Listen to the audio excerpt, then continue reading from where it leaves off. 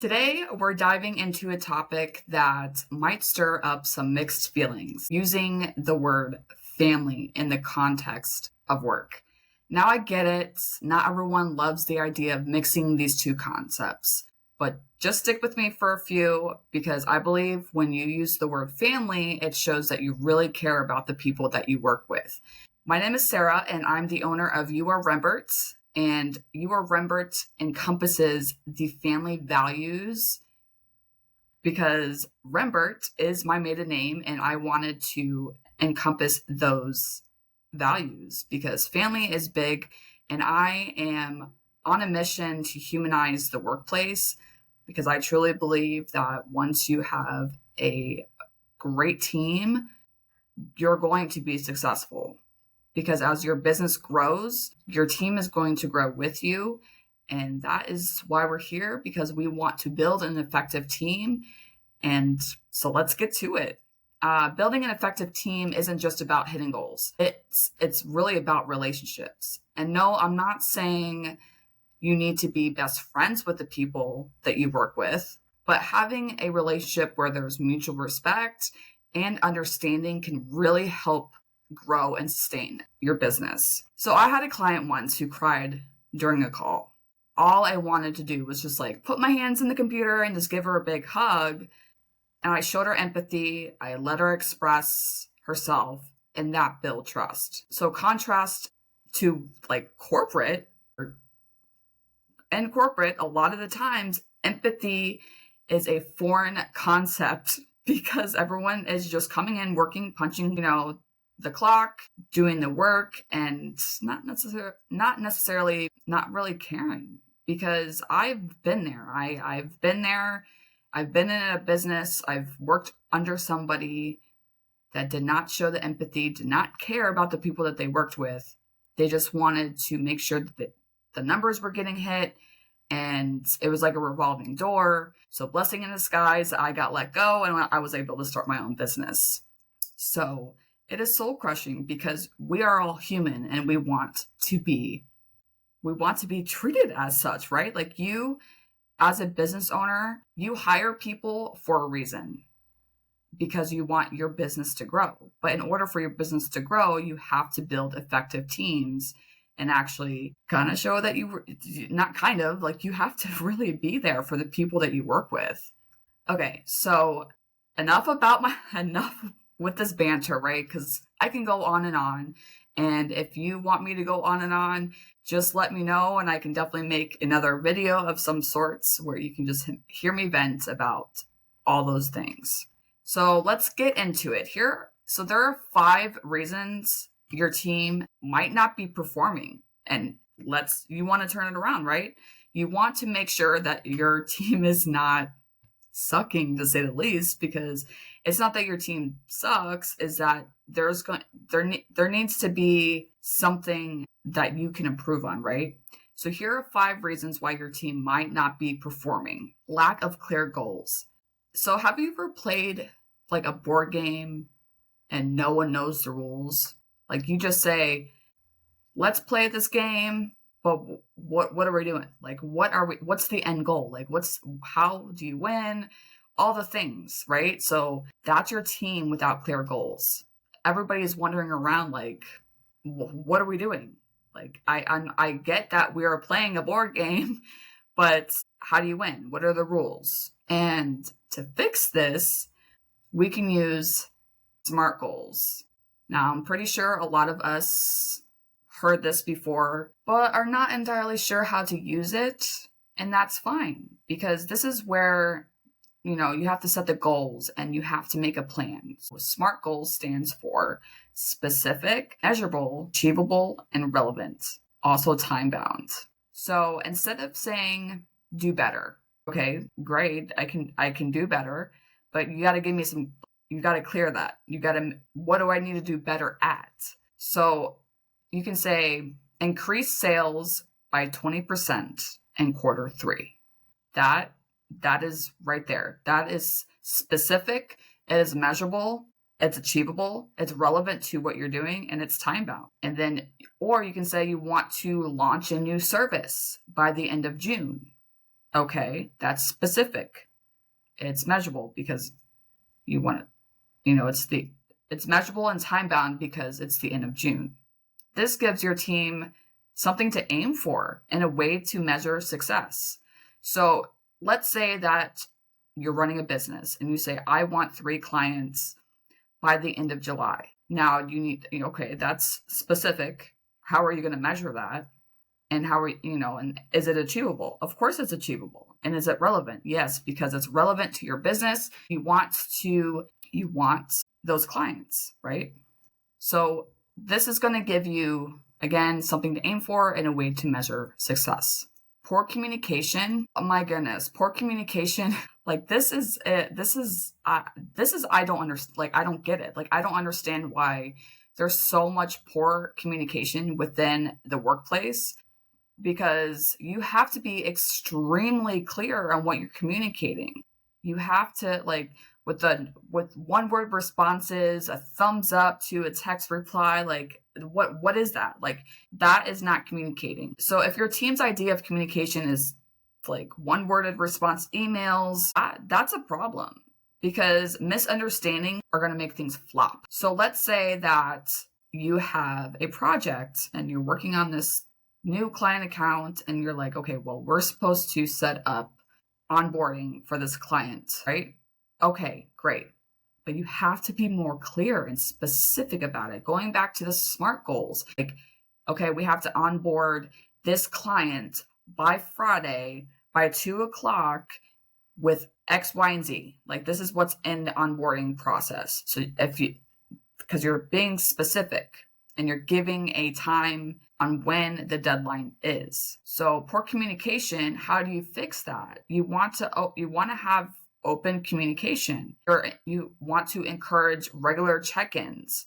You want to use like a project management tool and make sure everyone feels comfortable asking questions. So if you say this needs to be done and somebody doesn't want to ask questions and you're not clear, and this person that is doing the project ends up finishing it and it's not the way that you want it to be, that falls back on you as the business owner, as the manager, as the person that's on top, because you're not communicating clearly on what needs to be done. So you definitely want to ensure that you are giving all the information that you can. Spell things out. Even though it may seem simple to you, it might not seem simple to somebody else. Another problem is micromanagement. Hovering over your team's every move it's annoying. One, it's going to kill trust, because now, yes, we want to encourage regular check-ins, but if you're over somebody's shoulder like all the time, how are they going to be able to get things done? Your team is going to end up not liking you, not wanting to work with you anymore, and that is a problem. So how will you fix that? Because I know a lot of the times we tend to not want to let go of things. So if we are delegating a task, we obviously want to make sure that it's good, but we don't want to hover over somebody and say, hey, like, what are you doing? What are you doing? It's, you know what I mean? Like, imagine you're trying to play a video game and you're learning how to play this video game. And then you have your friend sitting next to you saying, no, hit that button, do this, do that, blah, blah, blah, blah. No, that's not right. That's micromanaging. That is so frustrating. You might as well just not do it. And then the team member might as well not just do it. If you are so uncomfortable with the fact that you're giving somebody else a task and you have to micromanage, then you do it, because you're just going to lose trust and your team's going to become frustrated with you, and they're not going to want to take on new projects because they're going to feel that. They're going to feel that from you, or they're going to leave. So what you can do is step back and trust your team, because that's why you hired them. That is why you hired your team, is because you need help. You need help and you want to make sure that your business grows. So delegate tasks and let your team own their responsibilities. Provide feedback but don't control every detail. A little example, right? So I create standard operating procedures for businesses with teams because we want to make sure and communicate like, hey, this is how you do a task. We show the new team member, whoever's doing that task, like, hey, this is how it's done. And then you can always refer back to the SOP, standard operating procedure. Now, if they decide to, now that they know how to do this set task, they don't need to look at the SOP. They don't need to look at the SOP anymore, but they found their own process on how to do the task. That is awesome. That is so awesome because, yes, I've written SOPs. I've looked at SOPs, standard operating procedures, and I'm like, hey, now I know how to do this task. I don't need to look at it anymore, and I know how to do it, and I know what the end goal is. What's the end? So I know that this YouTube episode needs to go live on a Tuesday, right? Okay, so now I work my way backwards and I know like the process. Just give them the power, like empower your team.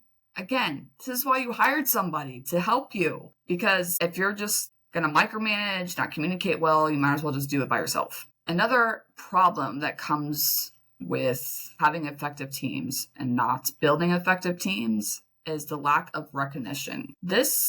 It doesn't have to be like this grand thing. Like you can just simply say, thank you. You are doing amazing. Give them a virtual high five. Shout them out in team meetings like, hey, so-and-so did awesome on this difficult project. Like you should recognize the fact that the people that you hire are doing a great job.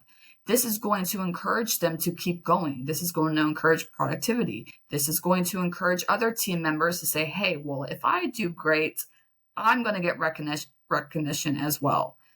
It doesn't have to be big. Just, again, a simple great job and thank you. Maybe if you have the budget, some bigger businesses like offer bonuses. Take the day off. We'll have somebody else do a task. Even a thank you note. Like how cool is that? Like getting like a physical like thank you note. It's going to help with motivation. All these things. Another reason why your team might not be performing well is because there's no development opportunities. So if your team doesn't see a path for growth, they'll start looking elsewhere.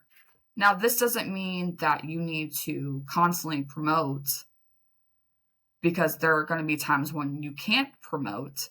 But if you are starting to notice that this team member has a skill set for a new project that you need help on, you can give them that new project. If you are able to provide training sessions, you can do like quarterly training sessions, workshops, opportunities for personal and professional growth.